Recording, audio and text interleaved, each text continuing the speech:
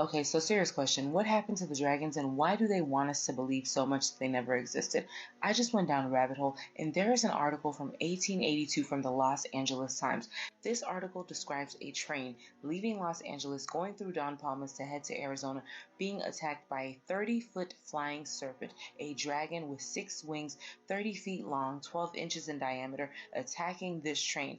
How is it possible that this would occur and it would be posted on multiple media outlets? There would be different accounts, and not just that, this wasn't a one-time incident. Throughout the 1800s, there were multiple accounts of flying serpents, of dragons being in existence and attacking different things or just being seen in the skies. Yet we're told that they never existed. And if you take it a step further, dragons were mentioned in the Bible. Not just that, in Sumerian history, in Egyptian history, in Chinese history, dragons have been mentioned. In fact, dragons have been mentioned for over 6,000 years, and they're the only animal in the Chinese calendar that's said to be fictional, even though they play a major part in their culture. So the question isn't just what happened to the dragons, but why do they want us to believe that this flying serpent that they say had 6 wings, that could be hundreds of feet long, that could be huge, breathing out fire, why do they want us to believe that they never existed? And where did they go? Let me know if you guys ever saw this article. Let me know what you think about this. If you don't know what I'm talking about, save this video, go look into it. Look into the 1800s, look at the history of the dragons, come back, share your thoughts. Per usual, these are my personal opinions. This is all alleged. Can't confirm or deny any information, but I definitely implore you to do your research. Whatever else I find out, I'll be back. Like, follow, stay for some more tea. And if you like interesting topics like this, grab your copy of 50 Forbidden Mysteries. Link is in the bio, and feel free to join the private group chat. I don't know why she keep playing with me. We got the dog. Hey girl, we did it! You're so awesome. Yeah. Yep. Lucky you. I know. I appreciate you. Yep. But listen, before tonight, I feel like I couldn't trust nobody, so I appreciate you. We got the job done. We got a dub. So that's that. Oh my. Thank you. Yes, I love We're hugging again. Yes. You know what, Thea? 1, 2, 3. I'm added to your tab. you. Okay. Have a good That's night. perfect. Yeah. Oh, I'm Yeah. so excited we had tonight. I think we're best friends.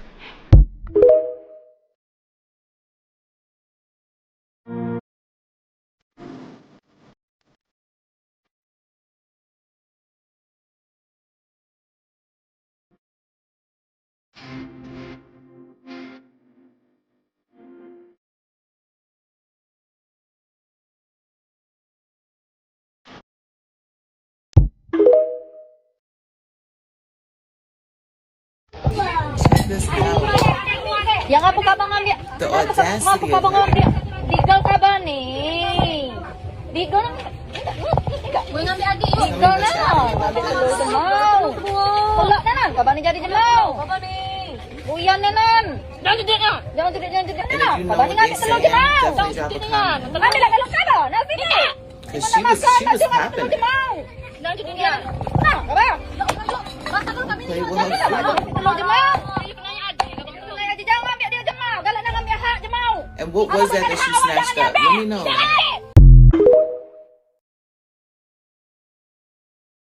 Check this out. But this is a perfect example of how you have to just focus on what's ahead of you. As soon as you get distracted on what someone else is doing, you end up missing out on really what's ahead of you. When you focus on somebody else, focus on yourself. But let me know what y'all think about this. So I need you guys to understand that the African slave trade only happened in 13 states. And then 16 slave states, that the other 3 they acquired after that. So why are you teaching our children that they are slaves from another country off of a boat that don't even dock nowhere? There was no West African slave trade. There's a North African slave trade. So I'm going to tell you why they're teaching your children that. So that your children will become inferior and then they can feed them to the preschool to prison pipeline. Let me tell you another reason why. Because American Indians are protected by treaties. North Africans are protected by the longest standing treaty in United States history. That's why. And so they could steal your land. There's no reason to teach children outside of the 13 colonies where the slave trade happened that they're slaves unless you are teaching them inferiority.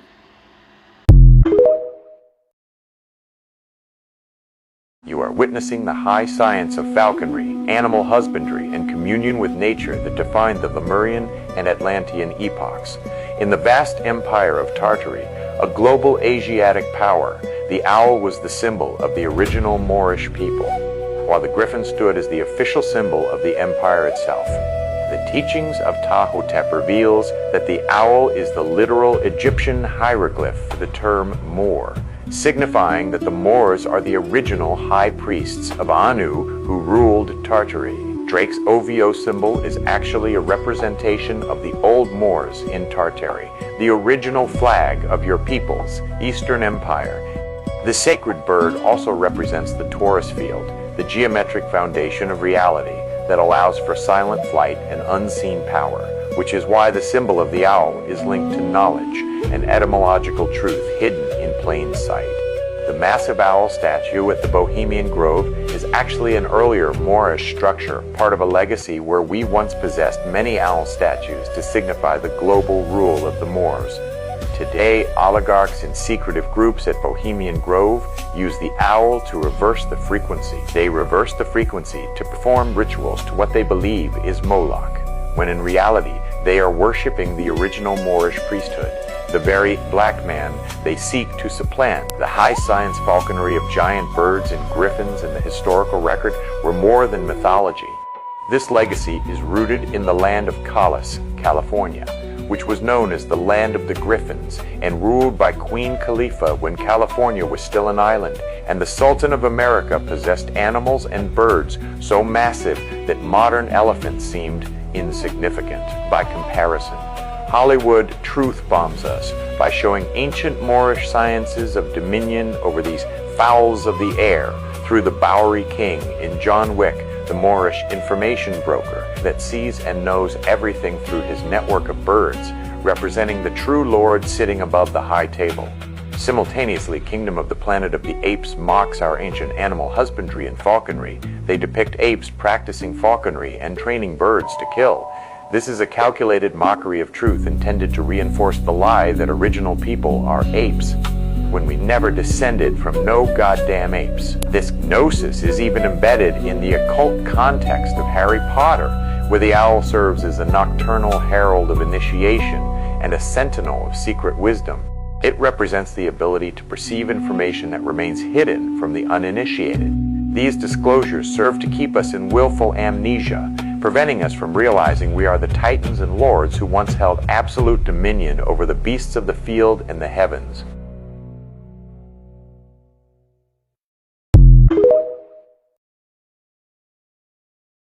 You believe in dinosaurs, but you don't believe in unicorns? Even though there are entire records of them as if they are real creatures, not fantasy or children's stories, real. So take a look at this. This is a book from the 1600s written by a physician all about the unicorn.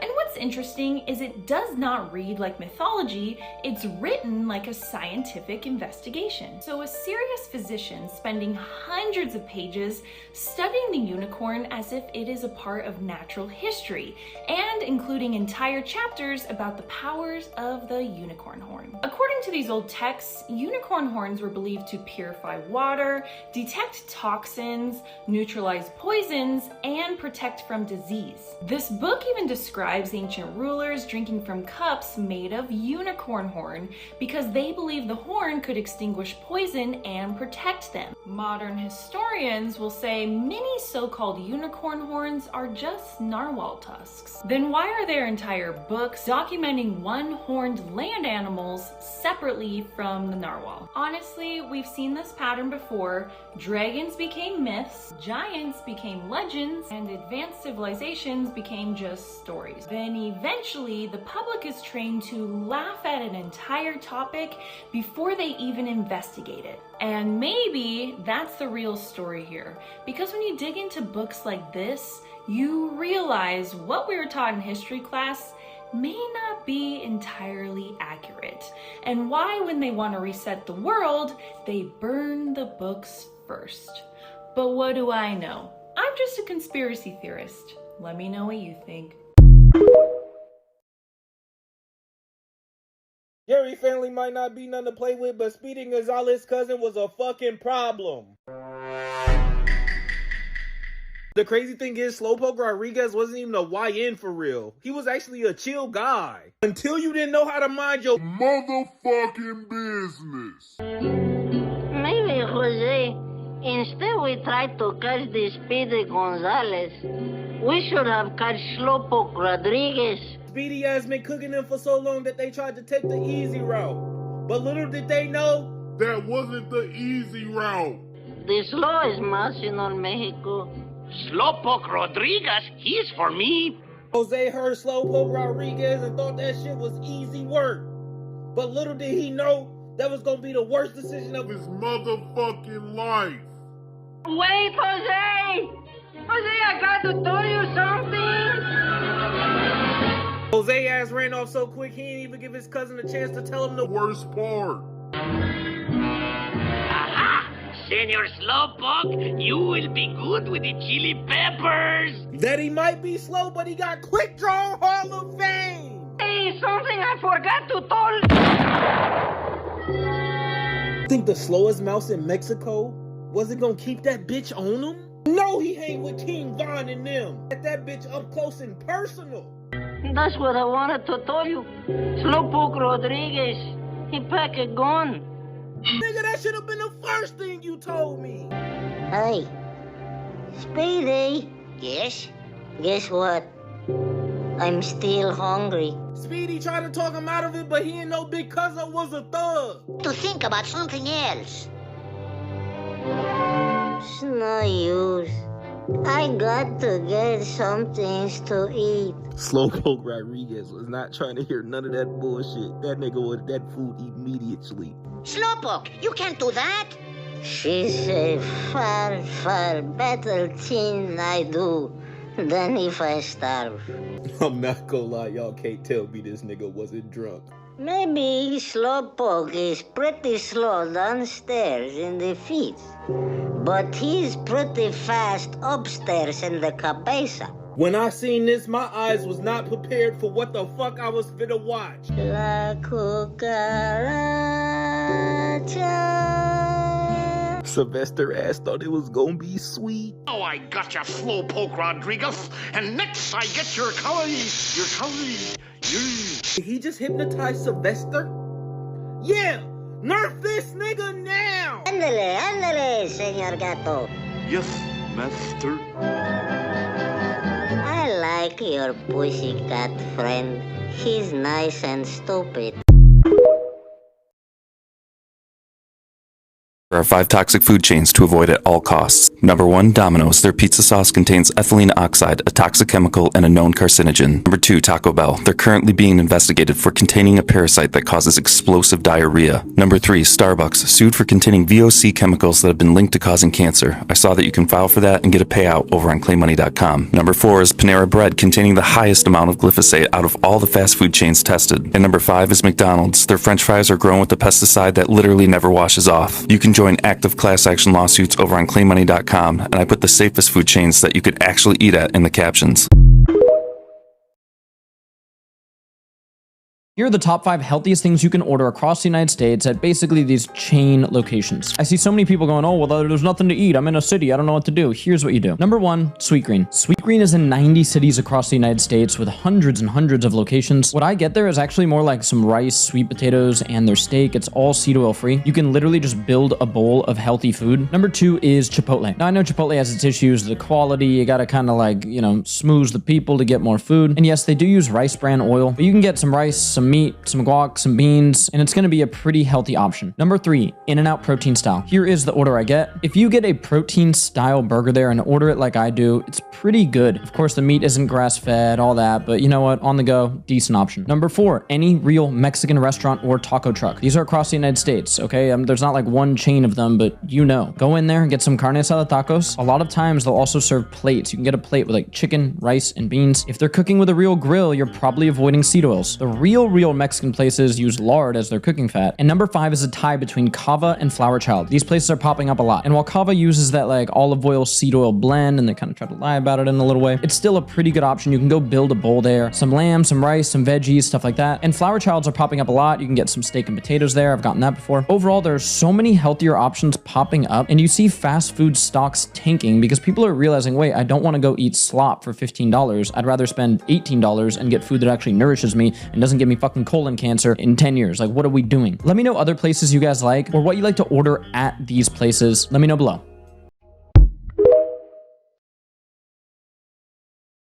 Proof that unicorns once roamed Earth.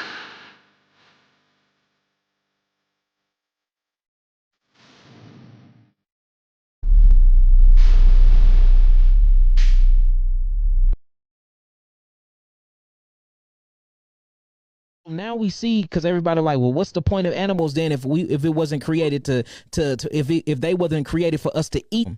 They were used to help grow the ecosystem. These was help used to grow your plants, your produce, your crops, and they help till the ground. They help keep the ecosystem balanced, and they help keep the ground balanced for your soil. Go through its process of antrophorophysis, for you can grow all the vegetables and fruits and herbs that you need to assimilate with the body. So when you look at the anatomy and the physiology of a so-called black man and black woman, there is not one part or piece of our physiology that ever said that we should be eating any type of animal.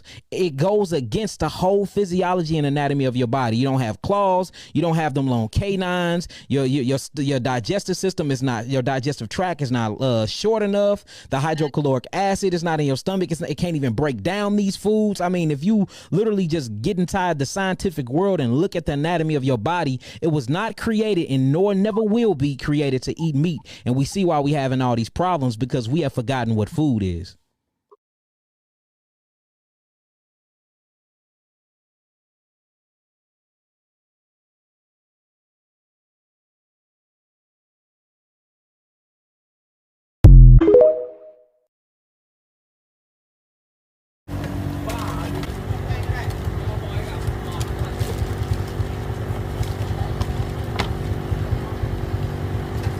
Có ผ็ดไหมเนี่ยเผ็ดได้เนาะแบบเผ็ดย่อยได้อร่อย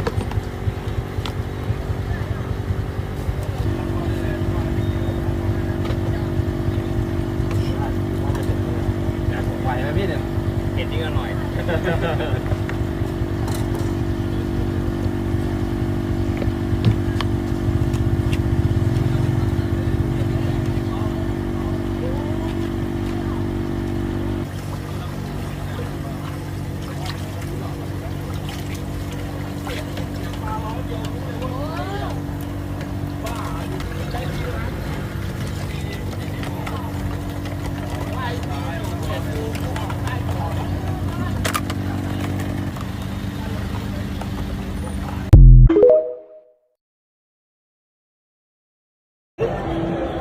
Really fucking word. I think you wildin' though. You might get sick. That's a Western Wellington egg. You drunk? I'm not doing that right now. Nah, you wildin'. I ain't gonna lie. I get it. You drunk?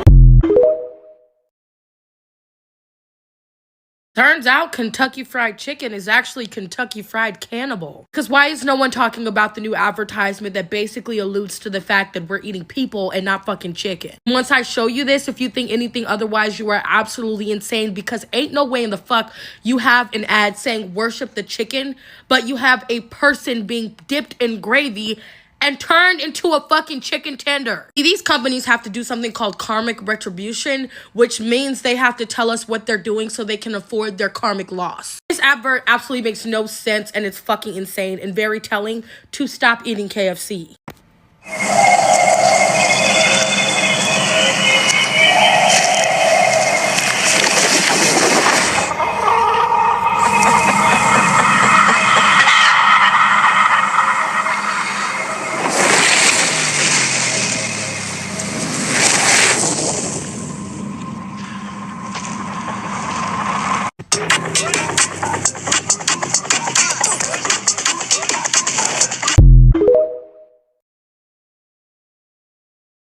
Kids today will never understand what it was like shopping at Kmart in the 80s. Remember that amazing smell of popcorn from the Kmart cafe? You could smell it the second you walked through the doors. An icy and a soft pretzel, that was the perfect Kmart combo. And just look at this Kmart cafe menu. You'd go in for a quart of Valvoline motor oil and end up staying for a juicy bacon cheeseburger and a hot cup of coffee. Honestly, one of the best burgers I ever had came from Kmart Cafe. Back then, there was even a Little Caesars right inside many Kmart stores. Every time we went, I'd beg my mom for one of those cheap pan pizzas. They were so good. To be honest, they tasted even better than the pizzas from the standalone Little Caesars locations. Kids today never got to experience the blue light special. The moment the announcement came over the loudspeaker, people from all over the store would rush toward the flashing blue light to grab those limited time deals. And do you remember the carousel out front? It was a special version made just for Kmart. If you remember these classic Kmart memories from the 80s, tell me your age in the comments.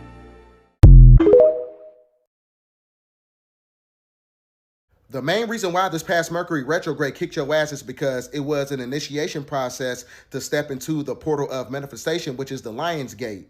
Because right now you got 4 planets in retrograde, which is the 4 pillars of manifestation. So you got Chiron in retrograde, which represents the wounded healer. You got Saturn in retrograde, which represents karmic retribution. You got Pluto in retrograde, which represents internal transformation. And then you got Neptune in retrograde, which represents a spiritual awakening. And all those planetary bodies creates the energy signature of manifestation by way of creativity, because you cannot negate that you had the star Regulus that's in alignment with the Leo star constellation that was also in alignment with the Sphinx of Egypt. And it happens every 24,000 years. So that's telling you that the Christ energy is here by way of manifestation. So you finna go through a manifestation portal. Everything that you've been trying to manifest for the last 6 months, you finna get that shit. So that's why this past Mercury retrograde, you know what I'm saying, you went through a bad breakup, you lost your job, you lost your house, you went through a lot of bullshit. So with all that shit being said, this Lionsgate portal is going to be different from all the other ones. And the reason I say that is because the star Regulus that's coming from the Leo star constellation, that alignment with the Sphinx, that happens every 24,000 years. That is basically like an anomaly. Because one thing you got to understand, that transmuted the planet at a 47-degree tilt. So that's basically the portal of manifestation, intrinsic energy to where you're able to tap into your creative energy. That's what makes you a god. That's what makes you an architect. So everything that you've been trying to manifest, like I said, you finna get that shit. So right now, this is basically the portal of manifestation, and it's also a graduation. We've been lied to. We used to own elephants in America like they were dogs. They protected us during the mammoth phase. We've been lied to about our heritage. Why do you think the Democratic Republic uses the elephant as a symbol? It's a symbol for peace, justice, tranquility, and honor. The New World people have distorted our heritage, and they've made mockeries of our heritage by using the elephant called Dumbo as a circus act. In the New World, they use Dumbo as a circus act to hide your heritage from you and mock you right in plain sight of the elephant matriarchy and think you're too dumb to see it. Wake up, America. We've been lied to.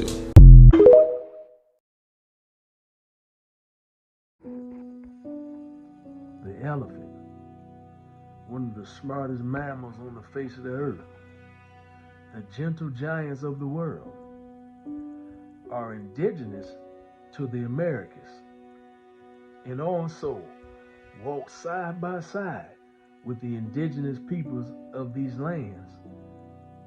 Once upon a time, the elephants went through the same harsh treatments as the indigenous people, and they are still going through it right now. They're still in bondage as well. They were sent abroad, sent all over the globe. And if you look at some of the pictures of the elephants, they look real sad, don't they? Elephants are smart. They know their history. They were made mockery of just like the indigenous peoples of these lands. Oh yeah. So the elephants belong to the indigenous peoples. Always have and always will. And that's all I got. I'm out.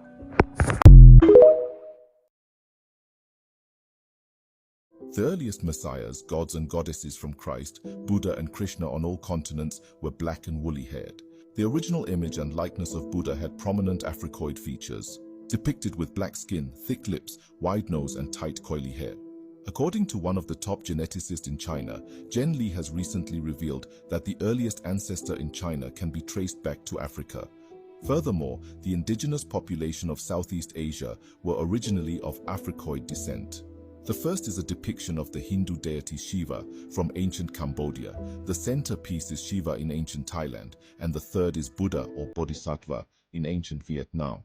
The further back you go, the more God is depicted as black. The color black represented holiness and the image of God throughout the ancient world. According to the ancient Greeks, they wrote, black Africans known as Ethiopians had a similar complexion to the gods.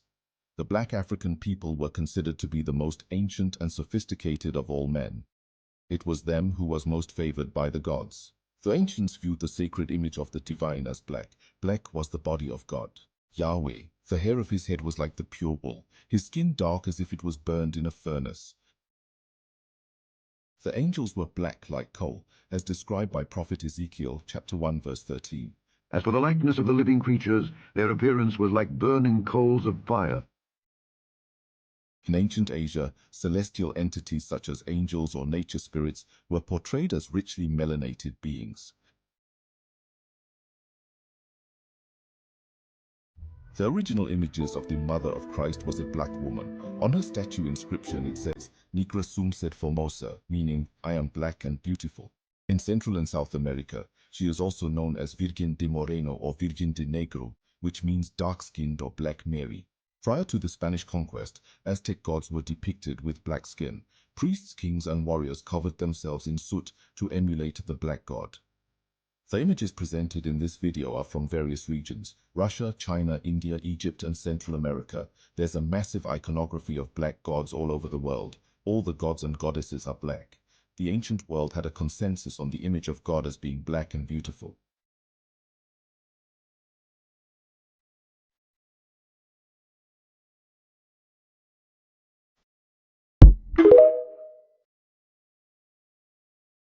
Why are all the landforms in the Grand Canyon itself, which, by the way, is 90% off limits, even to the Native Americans, 90% of the Grand Canyon you're not allowed to go to, and there's a reason for that, and we'll get to that. Okay. But they have names that are absolutely unique to Egypt, and there's no indication that any contemporary cavalryman or anybody that was an explorer brought that concept, because the Native Americans themselves, especially the Pueblo people, they have a long history of the star people, aliens, and they also have a long history of the foreigners who came.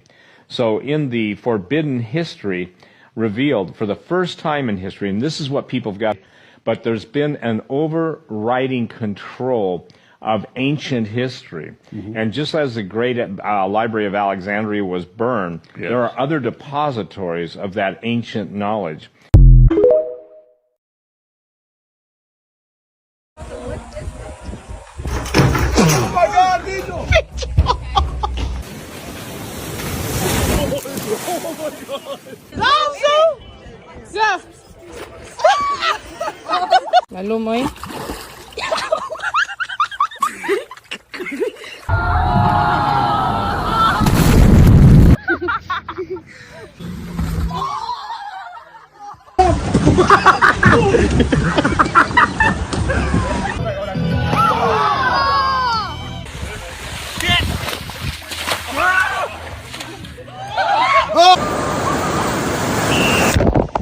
Go for it.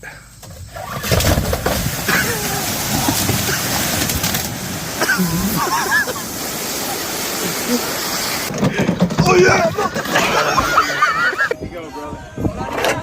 Oh! Yeah. Oh my God!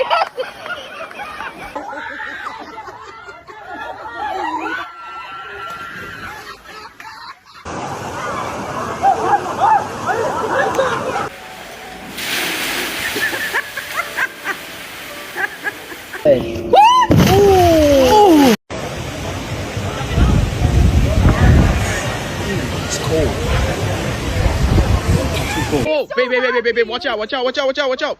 Okay.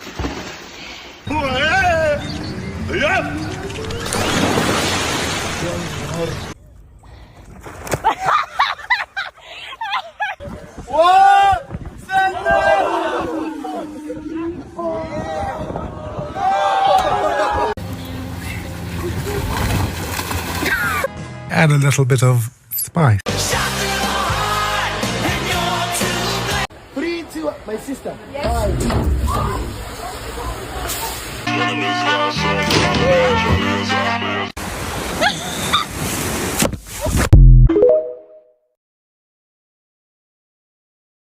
It turned off one time, yo, so they see. They said, what is the work of the fan? What you mean, what is the work? Look. Turn it back on, yo. Look. Shit.